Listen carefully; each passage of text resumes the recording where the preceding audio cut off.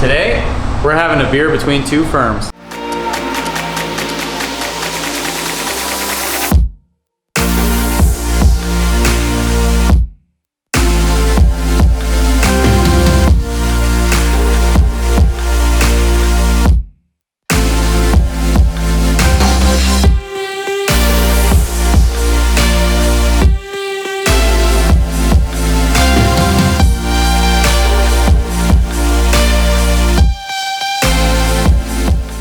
Hey guys, so today we are out of the Mastry Brewhouse and into Grand Central Brewhouse down on the Grand Central district of downtown St. Petersburg. I'm out here with head brewer Tyler Singletary. Yes. And Zach, what is your last name? Good question. Yeah, Collins. My name is Zach Collins. Hi. What do we got going on here today, Tyler? So this is our Munich Helles. It's called I'll Have What She's Having. It's a very light, malt-forward German lager, very traditional. This is our one of our crispiest of lagers that we have on tap. Well, awesome. I'm looking forward to try it. Zach, tell me a little bit about making this beer. Sure. Well, at Grand Central Brewhouse, we're a lager sort of forward brewery. That's kind of our focus. Old world German stuff. The Helles, like Tyler just said, is kind of the lightest and crispiest of the lagers. It's one of our favorite beers to brew. This beer is a single decoction, so we kind of do it the hard way. We do it the old way. A little bit longer brew day, but I think the product sort of speaks for itself. Yep. Yeah. Why don't we try some? Absolutely. Start with half beers. It is kind of early. It is kind of early. This is a great beer for this style of glass. The maltiness, I think, the glass shapes the malt flavors and aromatics as you're drinking it, and so this beer, because it's just malt forward, there's no hop character like an IPA or even a Pilsner would have. That's kind of the biggest flavor component. So this glass definitely focuses those aromatics into your nose as you're drinking it. So this is the way I like to drink. Yeah. Lagers are, it's about nuance. There's not, like you said, it's not overly hoppy, it's not fruited, it's not like some of the stuff that you'll see, from brewery to brewery. It's between our beers. It's just it's subtle differences, nothing to hide behind, and yeah, we keep turning and burning on these guys. Yeah. Nice. Yeah. So the flavor profile for me, really crisp. As you said, that nose, you really get a nice effervescent, aroma right off of it. It really, honestly, my nose almost kind of tickles from like how effervescent it is. And then once you drink it, really let it kind of get all over your palate. You're right, that malt balance, really comes forward and really comes on full flavor, but light, easy to drink. Kind of white bread like. Oh, crushable for sure. Yeah, very easy drinking. Yeah, I can definitely see just sitting out enjoying the Florida sun in the beer garden and, really, going to town on a couple of these. Very refreshing. Yeah, that's really just a great tasting lager. Zach, can you tell for those out there in the world of that aren't in the craft beer world, really, what's the difference between an ale and a lager, and why here at Grand Central Brewhouse did you guys really decide to focus and hone in on lagers? Sure. Yeah, without getting overly into it, that every beer is either an ale or lager. Lagers for us, it was something that the owner and Tyler had talked about before they opened, and it was what they like to focus on. I think it was after a trip, our owner took a trip in Europe, and he said, "That's I'm going to do beer. I'm going to do things like this."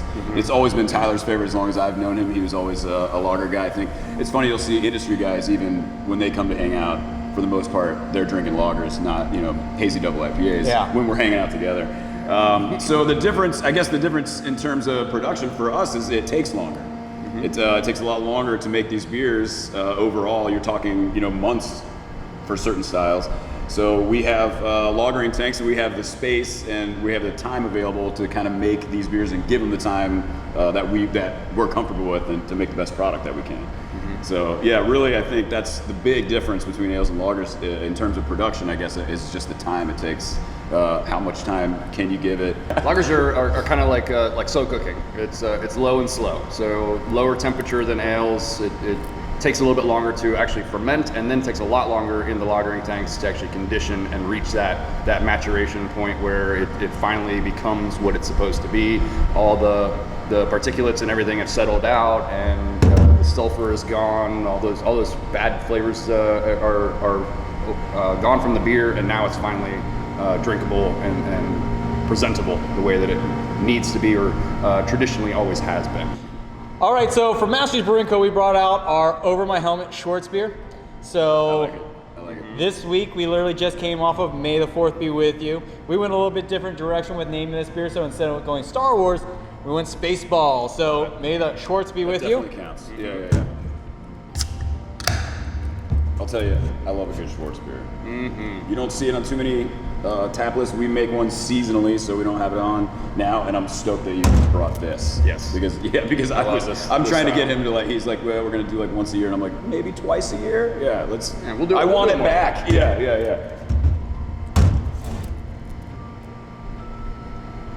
I was actually pleasantly surprised when we had it on tap that it did become a favorite.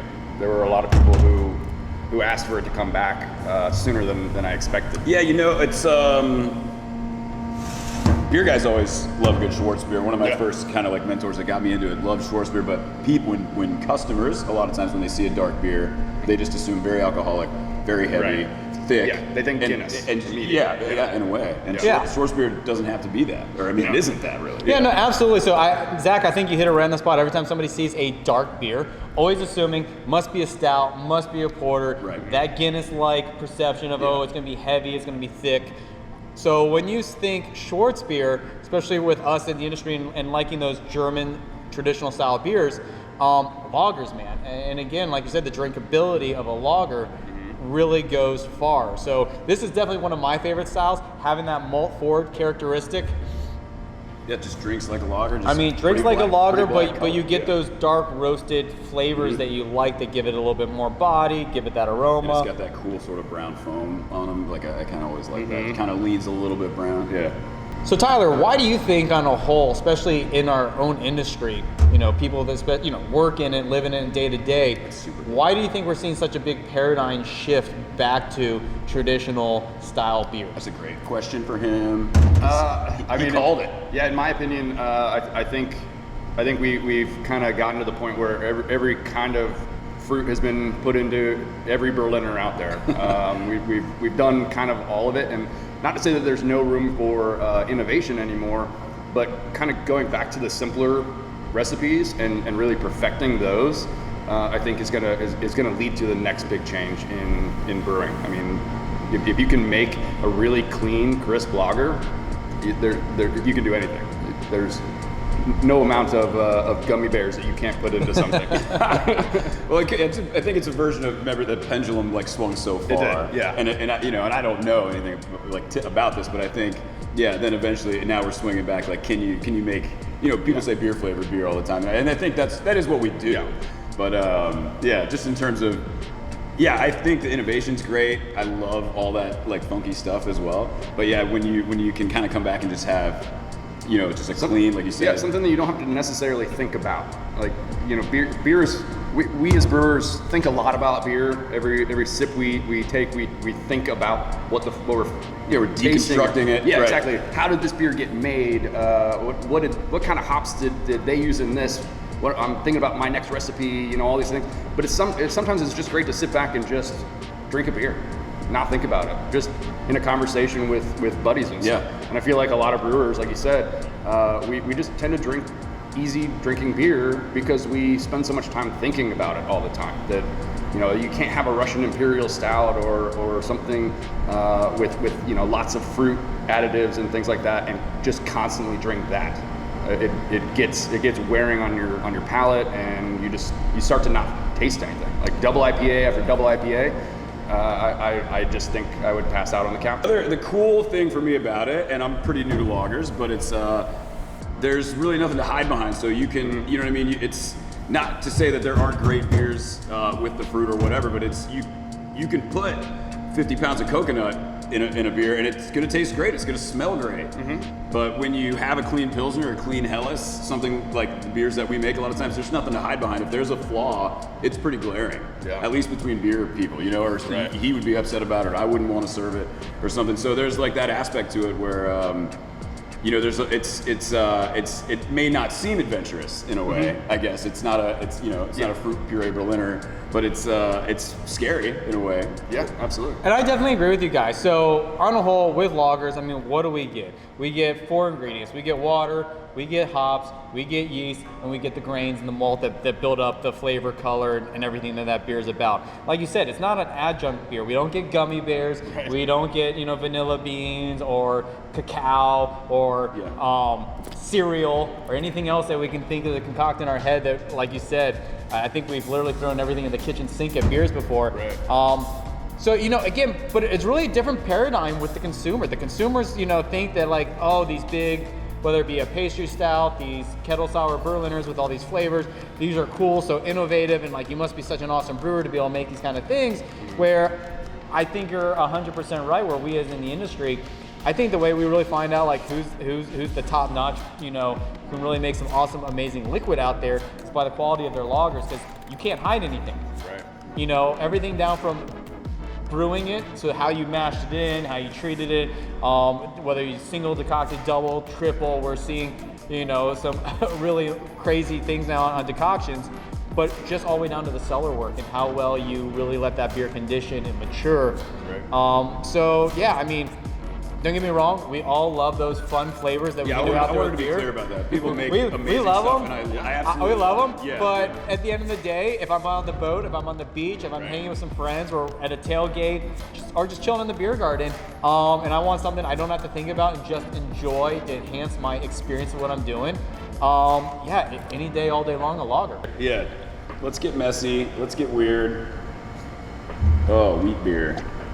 That is an awful clear Hefe, my friend. Yeah, I know. Honestly, it somehow gets lagered in the kind of conditioned and just dropped right. Yeah. So this is actually the first beer style period that we brewed at Mastry's Brewing Co. Oh, Day one, I didn't know that. Batch one Very cool. was our Hefeweizen. I always said that if I'm going to put a brewery out on St. Pete Beach, being in that tropical weather, I wanted a beer that I'm like, this is a Florida style beer, Hefeweizen right there. So with this, for me personally, I like that perfect. Oh, got a dancing can here. It's haunted. For me personally, the Hefeweizen is just a great style beer for the Florida weather. Period. Fine balance of clove, banana, and again, the overall just drinkability, the approachability for a consumer. It's just a nice solid go-to beer being out on St. Pete Beach. I love a good Hefeweizen. Let me ask you, so day one, batch one, has the recipe changed at all? It has not. We've been seriously day one, same yeast, same malt bill. I love it. The only thing that we dialed in a little bit is balancing out the ABV to get the ABV right in that 5% range, making a nice, good, solid everyday, all day drinking Hefeweizen. Right. But on a whole, no, nothing has really changed with this beer. We, so with Hefeweizen, a lot of times you'll find it overly clovey, overly, over banana. It's finicky, man. It's really one or the other. For us, again, really dialing in that optimum temperature so we can still get that clove profile, but not let it overpower that banana nose on it. Right. That's what's important in this style. Ours does always, actually, amazingly, always turns out a little bit clearer than most. Honestly, we condition it a little bit longer. A lot of the beers, just like, to me, many breweries have a great product if they just let it condition. Maybe sometimes just a week longer. Yeah. And it's just. You're right, but that's that version of they like you got to get it sorted to the glass. We got to free up tank space. Got to keep brewing. That's the business part of it. Right. I think you're exactly right. 90% of brewers that I've met wish they could let it sit another week. Yeah. Mm-hmm. And it conditions in the kegs and everything's fine. It's not that anyone's putting out a bad product or a subpar product. But you in a perfect world, I think you would let it sit. Yeah. We'll always say bright tanks, but they're also called conditioning tanks, and you would like to let it sit. You gotta get that beer out of there. You know what I mean? Yeah. And so it is interesting. Yeah. This is delicious. I love it. Very good. I can imagine being at Mastry's on the beach, crushing some Hefes, man. That's it's a crushable beer. It's delicious. You did hit that sweet spot of not too clovey, not too banana-y. It's a delicious beer. Yeah, it's really good. And like I said, it's you guys know it's a finicky thing to brew. And I like it. Yeah, if clarity is maybe the worst thing about this. Like there's nothing to complain about with this beer. This is very good. No, it's excellent. Yeah. Trust me, honest. It's scary clear though. It is, and like I said, I mean, I love it. It's conditioning time. We put a little bit of conditioning on time, and no matter what, once you start to condition beer, I mean, even some of our hazy beers that, you know, like we go in, like things just, you know, over time drop out. Heavy stuff. Absolutely. Yeah. Blame Time. it on gravity, my friend. Yeah, exactly. Gravity, conditioning, and lagering, you know? All right, guys, we're gonna wrap things up. Thank you again for staying tuned in. Been hanging out with my good buddies, Tyler and Zac here at Grand Central Brewhouse. And yeah, this has been a beer between two firms. Cheers, guys. Cheers.